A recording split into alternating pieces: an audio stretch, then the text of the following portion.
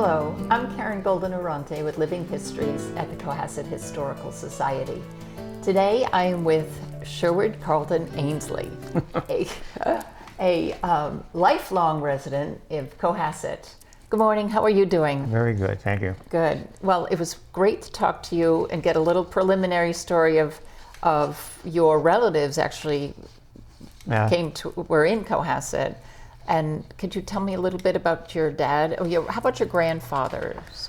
I really don't remember much about my grandfather, other than I know he worked at the wharfs whenever there was work down in the harbor, and he lived on Beechwood Street, just before you get down to the reservoir, and had 13 kids, big family, And he came from the Azores, right? Azores, yeah.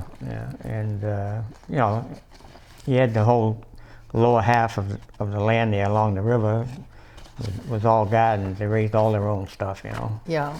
vegetables. And it was, it's a matter of economics. Right. But he would walk. Everybody walked then. Nobody really. had cars. Right. Yeah. Well, whenever there was work down there, he'd walk down to the harbor and back home at nighttime. And if he needed, the only thing they ever bought was, staples, flour, sugar, right. Stuff like that. They had their own animals and raised their own food. Right. And then your dad Well, he worked for Lincoln Brothers Oil Company coal and oil for 50 years, Wow. and he did everything really. He was a jack of all trades. So great teacher. Learned how to do things. Right. And I hear you're very handy, so. yeah, well, it just rubs off. Yeah. But now back then, though, Beechwood was really its own town almost. Oh. I mean, it was very self-contained between the fire station, which this you were telling me was the fire station when it used to be on the cemetery side. Right. And at some point, it moved over to where it was beside what's now the Right. baseball field. Yeah. And then Brown's store, which held everything from It was groceries to it was whatever the general store description was, they had it. Yeah. I mean, they had nails, the shoes, the clothes, food. the food. I mean, it was really. Then they had the post office on top of that. And gas, I heard. Yeah. Well, it was 2 gas stations. Yeah. One on. In Beechwood, there were 2 gas stations? One Brown's and one that was White's store on Doan Street. So, but 13 cents a gallon. Now, when you were growing up, well, actually, one more thing to talk about Beechwood. This is way before you. Yeah. But it also had its own school. But they still had kids going, before I started school. I mean, but there were still people going there back in, I'd say, in the early 30s, late 20s, or early 30s. Right. There were still people going there. I mean, it closed in 1933, at which point all of the kids started to go over to what's now the Osgood School, but was called the Ripley Road School. Yeah, because I went there in Ripley Road in 1935. Yeah. Kindergarten, So. But when you were growing up in Beechwood, you'd pretty much stayed up there because there was lots to play with. Well, if you wanted to go downtown, you had to walk or ride a bike if you're lucky enough to have one. Yeah. And I mean, we had everything we needed, so why go down there, Right. And up until the time the school closed, I mean, we never even had to go there to school, Yeah. So hey, everybody was happy there. Yeah. We didn't know any difference anyhow, but I mean, but it was a great place to live as far as I was concerned, So I know you were talking to me about you all would build your own boats and go fishing. Where would you go fishing up there? the river, well, we call it the Beechwood River, of course, the Aaron River, but Yeah, that was before the reservoir, obviously. oh yeah. People can't. They look at the reservoir and they can't realize, what fed it. But if you look down from up on the dam there and look down, you can see the bridge, the old bridge. You can see how wide the river was. It wasn't very wide. Yeah. Maybe the bridge is maybe about 10, 12 feet wide. Yeah. And that was the river. So, as far as employment, some of the kids actually worked at. There were many farms up in Beechwood at the time, and this was the piggery on River Road, yeah, Riverview Drive. Well, it was just a dirt road that went down. In fact, the Beechwood pumping station was way at the end of that, across the river, and they used to. They used to collect the garbage and, for the pigs, that's what the pigs ate, Right. It wasn't grain fed like today. Well, they still eat the same thing today. I don't think much has changed there. So one of the other things that so when you did go to, from the Ripley Road School, then you went on to the Osgood School, Right. which is this building here, which was where the police station is now on Elm Street. Right, the castle, we call it. Oh. You see the turret on the front there. Yeah. That was the stairway up to the third floor, where they had a gymnasium, which That's a good place for the gym. it was very workout. small. Yeah. It was just a place to run around. It really, it wasn't anywhere near an official basketball court, Yeah. All the games were played up at the Ripley Road, the sports, that they had in the middle. It was all open. It was all big, big gymnasium, So did you have gym in the middle of the day? When you were in high school, did you have gym in the day? Well, they had PT, Yeah. Oh yeah. They always had PT. In recess time, you'd go out in the yard and, watch the train go by. Yeah. But it was a great school. I didn't see anything wrong with it personally. Yeah. Well, it was pretty beaten up by the time they tore it down, I would say. Oh, that thing. Yeah. Yeah. Oh, that was. I mean, it might have been able to be condemned a few years before it got. Actually, I used to help the janitor out down there. Yeah. I used to take care of the furnaces. Banking with coal and pull the clinkers out, and shovel about a ton of coal in there every night. To bank them. Did you have shop at the school? I mean, was there what kind of, other than reading, writing, and arithmetic, was there anything like a shop or? Well, there was a wood shop, Yeah. which was on the sidewalks of where the police station is. There was another separate building. Mm-hmm. I don't think it even shows it in that picture, but it was. No, there was no separate building It'd here. be way over here.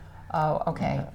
On the far on the Max side. Meyer was a instructor. He was a old German guy, very nice. Yeah. Very nice. He lived on South Main Street, and they used to tease him something awful.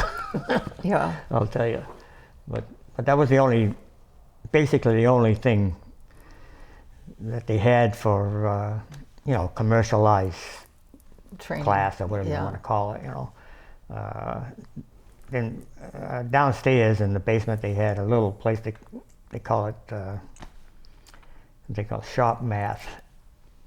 They had an engine block in there, and that was about it. Mm-hmm. And but they never taught anything skill-wise. So was Fanny James the nurse of the Osgood School or the Ripley Road School? Well, we didn't have a nurse at the Osgood. Everybody went to the Ripley Road. Okay. Yeah. I mean, they even had a dentist. You had a dentist at school? Yeah, Dr. Madison. Wow. We used to call it the torture hour. Yeah. You go in there and so you could see the smoke coming out of your mouth, the drill, How often did you get your teeth cleaned? Well, I think every year they checked you while you were in school, even when you were in high school. They gave you a dental exam. Oh yeah, yeah. And they filled any cavities there? Oh yeah, he drilled till he got to the root, I'll tell you. Yeah. Nothing like today. Yeah. You know, but There's no Novocaine. Hey, didn't cost nothing, so you know. Yeah. Wow, that's amazing. Yeah. And so they got rid of the dentist in the schools, but what an opportunity to get your teeth cleaned at school, no less. Yeah. So you would take the bus, obviously, to get to school. Yeah. Out of curiosity, what color was the bus? Yellow. Okay. Somebody told me once the buses were green, but we used to have Harry Woods was our. He was a part-time janitor and the bus driver. You know. Yeah. He lived up on almost across from that old school. Oh, okay. In a duplex there. We used to give him a hard time. Yeah, well, who didn't give bus drivers a hard time? Except for we never gave our bus driver a hard time. So how many people were at your bus stop?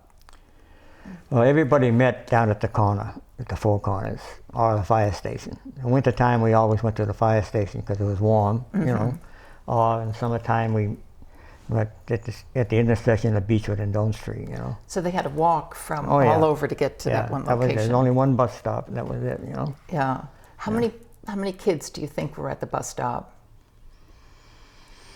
Oh, let me see. Wasn't many. Oh, really? No, because Herbie Brown, well, my age, you know. Yeah. Herbie Brown and I think Tommy Hernan was still, who was, worked for the firemen. Some of the LeClairs, but they were older. But, maybe 10, 15, you know. Wow. Well, I just remember stopping at the bus stop, and I think there were 25 or 30 people. It was the entire length. Oh, yeah? Standing in line or standing from the fire station to the front door of the bus. It was, later on there were more kids, but yeah. Of course, a lot of kids didn't go to school, you know, because once they hit 16, they had to work, you know, and whatever, you know. Yeah. But it would have been a lot better if they'd had something like Southfield Votech, back then, you know, because most of the kids that I knew, came from the fishermen's families, you know. Yeah. The Italians from the north, West End. We're all working people, and the chances of going to college are very slim, you know. Yeah. Few made it, but most of them, didn't. So it would have been a lot better off to have a trade to get. Yeah. But even today, they don't. There's a lot of kids that are not going to college, but they don't push Votech, you know. Yeah. It's really a great school. Yeah.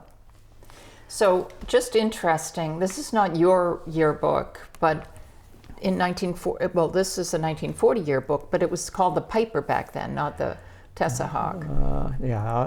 I don't know what ours is called, to tell you the truth. Yeah. Well, I think the Tessa Hawk started in the 50s. So, so there was still the Piper then. When yeah. I read it. So that was interesting. And we wonder who came up with the backwards Cohasset spelled Tessa Hawk. We don't know. One of the other interesting things that we were talking about is what 3A looked like. Oh, nothing. There was nothing there. On Route 3A. I told you, Callender's blacksmith shop. Right. Right on the corner, right where Leo's gas station is there. That was it. Yeah. Nothing north, south, nothing. So that was it. Just the blacksmith shop. Just trees. Yeah. Well, initially when they had Beechwood Street, actually from the heart of Beechwood, there was actually no road. It was just land, the strips of land, and you used to have a right of way to get through straight to the harbor, which was, where it people was right down the end of Beechwood Street. That was it. Nothing. There was a few old houses where Callender's family, I think, still lived there. Right. And the guy across the street almost that had raised eggs, Telefonte. Yes. I think their family's still there, I think. But yeah. most of them are gone, you know. Yeah. Because there was really not many in the houses there. So after you graduated, what choice did you choose? Well, What did you choose? Within 20 days after I graduated, I was in San Antonio, Texas. You know, I joined the Air Force. Best thing I ever did. Learned a couple of trades while I was there. You know, and spent 5.5 years in there. And So you learned welding. welding, sheet metal. And one of the what you worked on was the Right. the B-36 Yeah. In fact, aircraft. I painted. I was when I first went there. I was in a little bomb squadron. You know, they just 7th and 11th Bomb Wing, which is 2 wings, which actually should have been 2 separate bases on 2 separate bases. And my squadron only had like 100 guys in it, you know, and it's supposed to have like 400.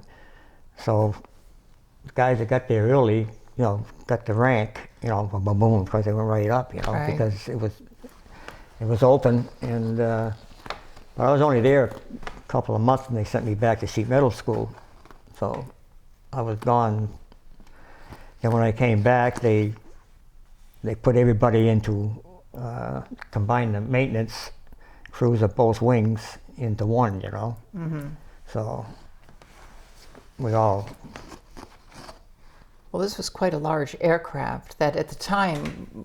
Oh, it was the biggest thing in the world at the time. At the time, and was able to transport nuclear weapons, which was just really. Yeah, but it was never used in combat, you know. It was too early for the Korean War, and too late for the Vietnam War, you know. And it was, well, it was just a big aircraft. In fact, they made one they call the XC-99, which was the same aircraft, only double-decked, you know. Oh, wow. Carry a whole squadron of people, you know. Well, this could travel 10,000 miles and held 72,000 pounds, which is really an awful lot of cargo. For But you can imagine another deck on top of it, the whole length. Yeah. You know, huge. I mean, it was tremendous. It was a big I mean, aircraft. as it was, the span of the wings is really quite significant. It's 268 feet. Yeah, wow. So after Texas, then where did you go? Texas, I went to, I volunteered, which they say you never do in the service, you know. And it was the Far East, the Korean War. It just started, you know, and they needed bodies. And so I volunteered. I was the only single guy in our department.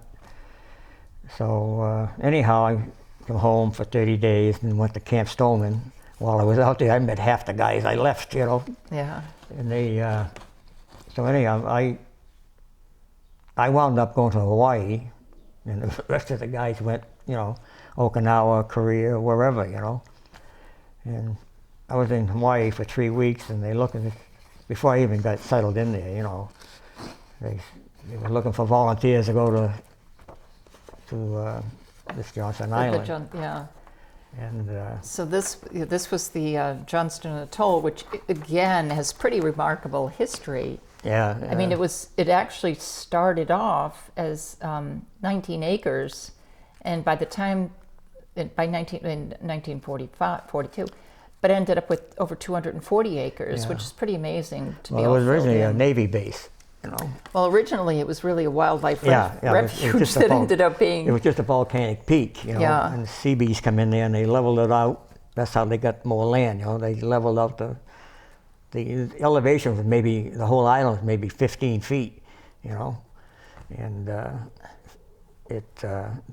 the other island behind it is called Sand Island. They had a radio, you know, tower and stuff out there for communications, you know. Yeah. And but it was the runway went the whole length of the island, you know, for the aircraft. And during the Korean War, it was used for a refueling stop for all the aircraft, you know, going to Korea, you know. They island hop Johnson and Kwajalein, Wake Island, and so on, till they got to the mainland, you know. Well, You left here in the nick of time because ultimately this became a nuclear weapon test site Yeah. and Agent Orange storage facility, which leaked, which the government finally shut down the island. Yeah. So that's Well, a they- good thing. They set off the first hydrogen bomb over Testing. over by Annie-Weektar, over that way, further west. And we were on the island at the time. They just monitored the winds, to see which way they were blowing. Yeah. In fact, we even had a tidal wave while I was there. It hit Hilo, Hawaii, but it missed us. But it actually took the water completely out, away from the island. It was just almost bare ground, as far as you could see. And it came back in and raised maybe 3 feet higher than normal. But it was a 15-foot wave. Like it would have whipped the island right off the map. So after you left, you left the Johnston Atoll and then came back to. I finished my tour at Westover Field in spring in Chicopee, Mm-hmm. and it was a military air transport base. They did most of the transporting of all the, everything, military flying. I was there a year, and I would have stayed for 20 years most probably, but somebody fouled up my records, so I lost a stripe because of it, which was no big deal, but money was, let me tell you, we didn't make much money, of course. Yeah. Nobody did, So anyhow, I came out and got into the big civilian money market, which wasn't that big either, so. But then I had a couple jobs, and I finally wound up at D.S. Kennedy's, And so that's part of Cohasset history that a lot of people don't know about D.S. Kennedy. So that was actually founded in Cohasset in 1945, Right. and they were Cohasset's biggest employer, right? I mean, 1,200 people. Best thing that ever happened to Cohasset. Yeah, that was a lot of people that manufacturing and designing, Right. manufacturing and installation of these. They were the world's largest manufacturer of Right. microwave antennas, which is really. We used to travel to put these things up. And Well, now this is an aerial view of D.S. Kennedy. Is this where Avalon is now? This facility? it's where the Oh, the condos off 3. I mean, is that the one that's yeah, on the hill? yeah, that was the original building. Then they built another. It was 300 feet long. Then they built another 300 feet on that. Then they had another building out here for the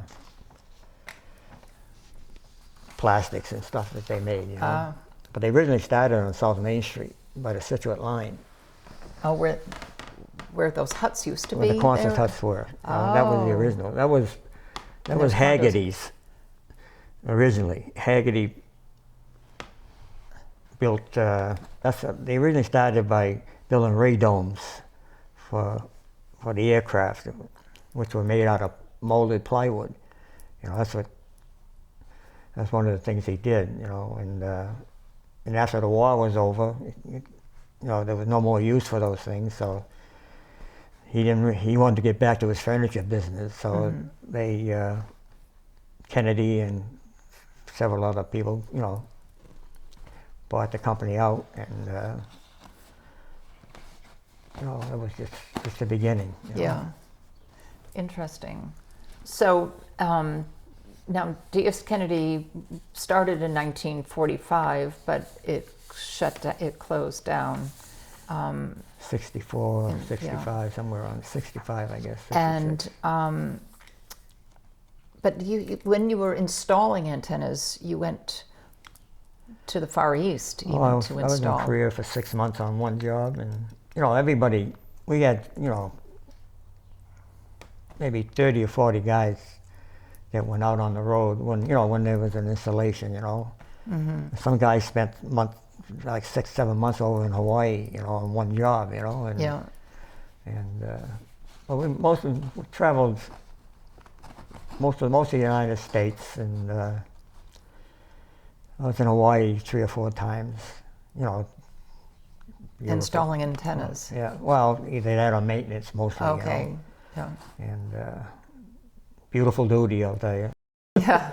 Tough job. Yeah. But when I was in the service, I was in Hawaii. It was just all that was there was the 3 original hotels along Waikiki Beach, you know. And I went back again, and that was in 1952. Then I went back in 59 or so for Kennedy's, and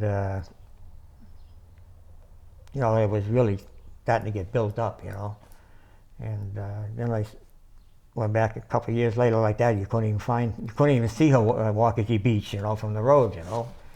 But it was beautiful, though, I'll tell you. And then where in Korea did you go? I covered everything south and west of the 38th parallel, you know. Well, both coasts, down an island off the coast down south, Jeju-do Island. There's a P.Y.Do, which is another island just below the 38th parallel off to the east. You know, it was quite an experience, I'll tell you, because people, what they accomplished or what they had was really something, you know. They had no mechanical, you know, like raising those antennas and stuff, right? We used telephone poles for a crane. Oh, they didn't have any to be able to hoist it up. Yeah, yeah. And capstan winches with 4 guys walking around, you know, spinning, guy holding the cable, you know. It was really something, you know. And to mix the concrete and stuff for the foundations and stuff. I used to call it my 25 kW concrete plant, you know, because 25 Korean women sitting around in a circle, breaking up big, you know, pieces of stone like that, breaking them up for the aggregate for the cement, concrete. And when they did that, after that was all done, they had a little box on the back that they used to fill up with, guys would fill up with sand or stone, and they'd walk up back to the mixer. That's the only thing they had, the mixer. Drop their cord, you know, and drop their load, go back and get another one. You know, it was really That's something. Pretty primitive, you know, compared to what we had. You know, right. It was. That must have taken a little extra time to do it that way. Well, like I said, the job was direct line of communication. You know, line of sight, and everything had to be, you know, within a degree or two, so you could, it's all the adjustment you had, you know, and most of them, after they had them all up, they had to take them all down because, you know, they never had a civil engineer on the job, you know, they just, you know, and the contractor was all Koreans, you know. They look at the Princess North, you know, they didn't bother about the 20 degrees, 32 seconds, you know. So when they went to turn the signal on, nothing. You know, so they had to take them all down. Oh. So, well,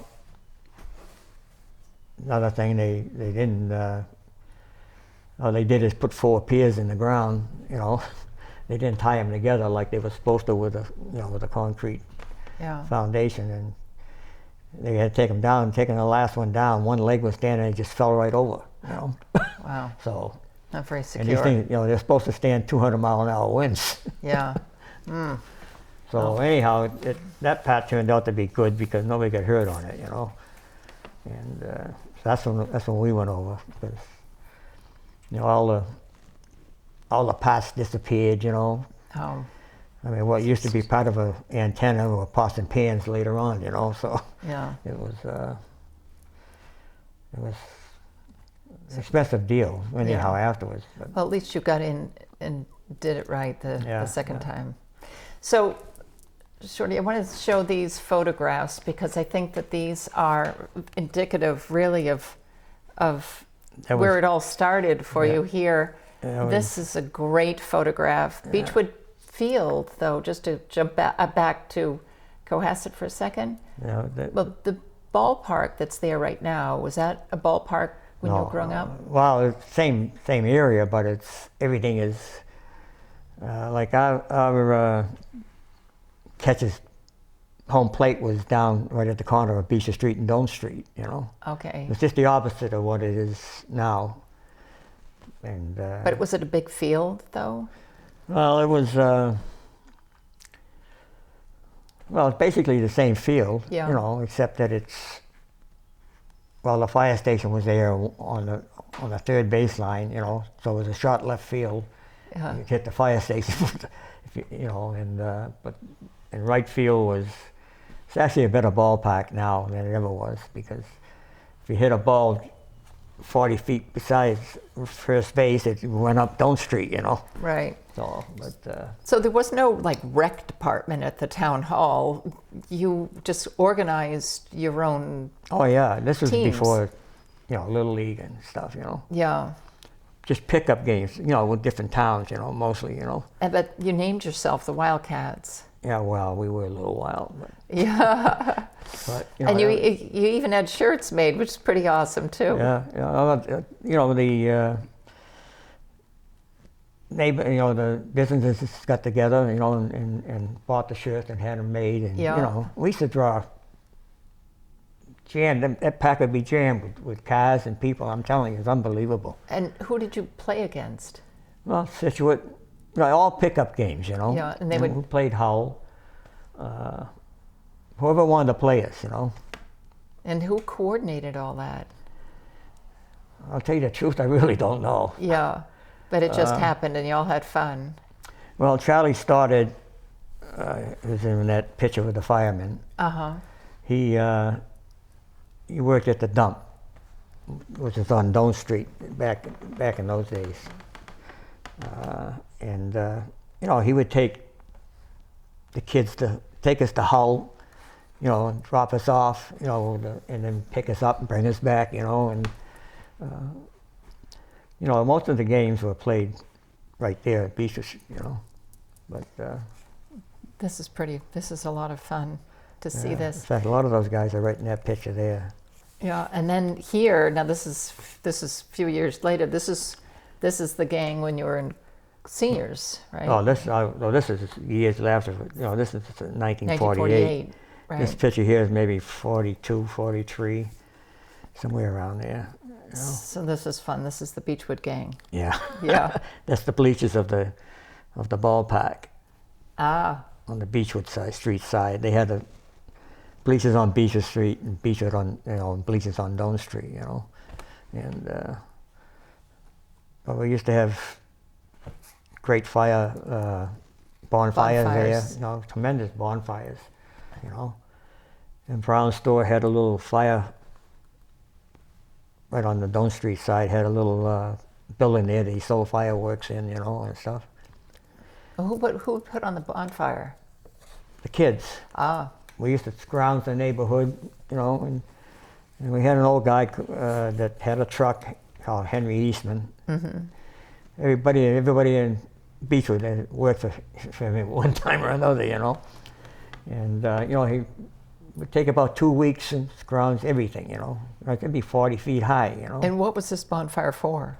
4th of July. Oh, Yeah, that was, every year we had it, you know. Then, of course, the war came and, you know, you couldn't have them anymore, but during the war, because of the German subs out, you know, oh, off the coast. But I showed you that map there. I don't think the other part, the Dome Street that goes up by the ballpark, I don't think was there. I think somebody drew that in. oh, okay. You know, This- this area right here where the ballpark was. Yeah. I don't think that, because that ballpark wasn't built until 1930, 29 or 30, you know. Ah, gotcha. So I don't think there was, the other part of Dome Street might have been there, you know, the other side of Beechwood Street, Right. but Well, I'll tell you, these are fun neighborhood photographs to look back on. Absolutely. I'll tell you who had these. You maybe Tommy Stoddard. Oh, I mean, he had a lot of this stuff, you know. I think he had the other pictures like this too, you know, of the guys, you know. Yeah. I don't know where he got them, but he. Well, they're great to have. Absolutely great to have. Well, Shorty, it has been wonderful to talk to you today, and I loved hearing your stories about Beechwood, and a town within a town. Really, is what it was. It really was. Yeah, and certainly your stories after graduating high school and on to. And I do have to say, you met your wife when you were in Texas. Right. Ultimately, that you ended up getting married. That's where I was stationed for almost 3 years. Yeah. In Fort Worth, Texas, Carswell Air Force Base. And most of the guys I graduated with, Georgie Jednick, the Figueredos, the Willettes, we all went into service roughly about the same time, you know. Of course, the draft was still on then anyhow, you know, so. Right. I got my draft notice after I was in for 3 years, but, you know, it's... It got crossed in the mail somehow, yeah. Yeah, well, I never signed up for it because I was only 17 when I went in, you know. And but evidently they caught up with me, I guess. Anyhow, they sent me it, but... But most of the guys, like I said, that was in my class, and you know, and before too, you know, because there was nothing else. There's nothing in town for them to do. Right, you know? right. I mean, But to join. You either worked at a farm, or you know, that was about all that was available, really. Yeah, you know. yeah. Well, it was certainly lots of fun to listen to the route that you took. I enjoy you get it. to see really a lot of the world in that choice. Oh yeah. Well, thank you so much for coming this morning and talking with us. Appreciate being here. Good. And we have to keep copies of this. No, you can keep Well, them. I don't know, but we'll have to keep copies of this and put this in our folders. I got copies of them anyhow, you know. Well, thank you for coming this morning and talking with us. It was a treat. Appreciate it. All right. Thank you very much. Thank you. Thank you for watching Living Histories. Goodbye.